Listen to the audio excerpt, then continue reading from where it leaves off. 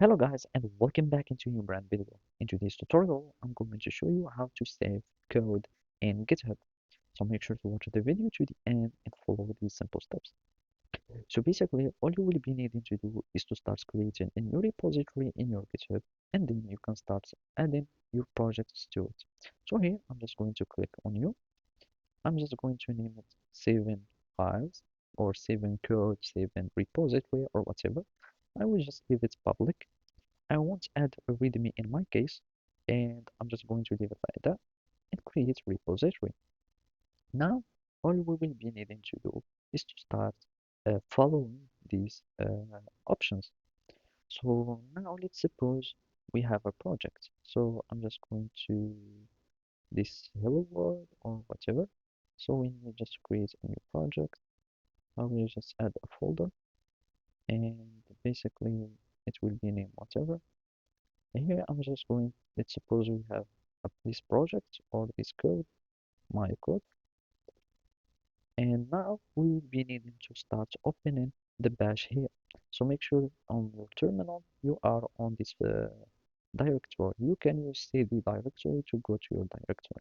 Now we will need first to use git init so it can start a git file. So as you can see now we have initialized our empty repository. Then we will need to add the remote. So basically we are interested in this one. So let's just go for this one. And basically we are just going to paste these options. So let's just click on paste. And now we have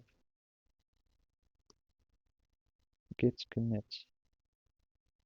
So let's just git commit here on branch master. Nothing added to commit.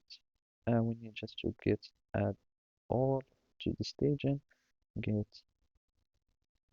commit, we add a message of course, hi, and basically we need just to use a git branch, so we are supposed just to copy and paste until we push. So here I'm just going to add this remote, which is my project, and basically here, and I'm just going to push these changes, so like that, and I need to specify first my git branch to be my main, and basically here I'm going to have my branch and get pushed to origin main that I have created, and basically it will push the changes.